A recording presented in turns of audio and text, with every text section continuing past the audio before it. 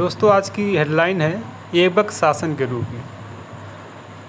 इसमें मोहम्मद गौरी का कोई पुत्र नहीं था। उसे अपने कुटुंब के किसी व्यक्ति या गौर के किसी जनजाति सरदार पर विश्वास नहीं था, इसलिए अपनी सल्तनत की रक्षा के लिए वह अपने दासों पर विश्वास करता था। मिन्हाज उस रिसाज के अनुसार गौरी ने कहा था कि अन्य सुल्तानों के एक बेटे हो सकते हैं या दो, मेरे अनेक हजार बेटे हैं, अर्थात मेरे तुर्की गुलाम जो मेरे राज्यों के उत्तराधिकारी होंगे और जो मेरे बाद उन राज्यों के खुतबों में मेरा नाम सुरक्षित रखेंगे। मोहम्मद गौरी के 3 प्रमुख विश्वास पात्र दास थे, ताजुद्दीन यल्दूज, नसरुद्दीन कुबाचा और कुतुबुद्दीन ऐबक। 1206 ईस्वी में गौरी की आकस्मिक मृत्यु हो गई।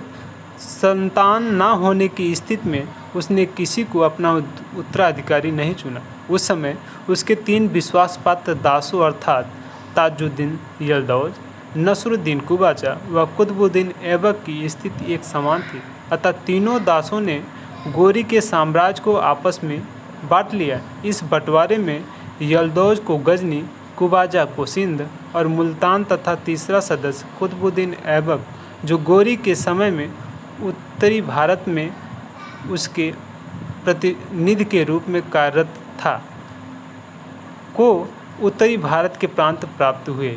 यह एक विस्तृत क्षेत्र था जिसमें सिंध और मुल्तान को छोड़कर गौरी के भारतीय साम्राज्य का समस्त क्षेत्र शामिल था। इसमें सियालकोट, लाहौर, अजमेर, झांसी, दिल्ली, मेरठ, कोल जो अलीगढ़ है, कन्नौज, बनारस, बिहार और लखनऊ के क्षेत्र शामिल थे। किंतु राजपूताना के कुछ क्षेत्रों जैसे कलिंजर, थंगनीर आदि में राजपूतों का विरोध आरंभ हो चुका था। इस क्षेत्रों में तुर्की सत्ता को पुनः संगठित करना अनिवार्य था। अतः ऐबक ने साम्राज्य विस्तार से ज़्यादा राज्य की सुरक्षा की ओर ध्यान दिया। भारत में ऐबक के राजनीतिक जीवन को 3 चरणों में बांटा जा सकता है, जिसमें 1192 से 1206 तक मौजूद के प्रतिनिधि के रूप में उत्तरी भारत के कुछ भागों का शासक के रूप में 1206 से 1208 तक गौरी का भारतीय सल्तनत का मालिक या सिपहसालार था। 1208 से 1210 ईस्वी तक स्वतंत्र भारतीय राज्य या सर्वसत्ताधारी था। इन तीनों चरणों में प्रथम सैनिक गतिविधियों में व्यतीत हुआ, दूसरा राजनीतिक कार्यों में तथा तीसरी दिल्ली साम्राज्य का मानचित्र निर्मित करने में। दोस्तों इसके बाद सिंहासन रूढ़ आता है।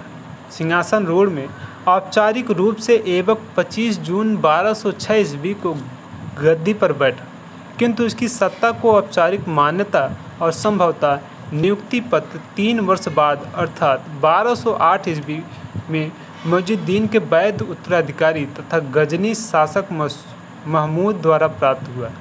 उसने ऐबक के पास सिंहासन, छत्र, दूरबाज, पताका एवं नक्कारा भेजकर सुल्तान की पदवी से विभूषित किया। इस प्रकार भारत में दिल्ली सल्तनत की स्वतंत्र सत्ता की स्थापना हुई। सिंहासनारूढ़ के समय ऐबक ने सुल्तान की उपाधि ग्रहण नहीं की, बल्कि मालिक एवं सिपहसालार की पदवी से ही अपने आप को संतुष्ट रखा। यह पदवी उसे अपने स्वामी गौरी से प्राप्त हुई थी। इसी कारण ऐबक ने ना तो अपने नाम के सिक्के चलाए और ना ही अपने नाम का खुतबा पढ़वाया। आरंभ में उसने लाहौर को अपनी राजधानी बनाया। दोस्तों मेरे चैनल को लाइक एवं सब्सक्राइब करें और जो भी गलतियाँ इसमें मिलें उसे कमेंट करके बताएं। दोस्तों आप यदि कोई और भी सिलेबस पढ़ना चाहते हैं तो मैं उसकी वीडियो आपको मुहैया कराऊंगा। दोस्तों आपसे मेरा निवेदन है कि जो कुछ भी मेरे पास है मैं आपको बताऊंगा, आप मेरे वीडियो को लाइक और सब्सक्राइब करें। इसी के साथ मेरा चैनल अभी नया है तो उसको लाइक और सब्सक्राइब करें दोस्तों। बस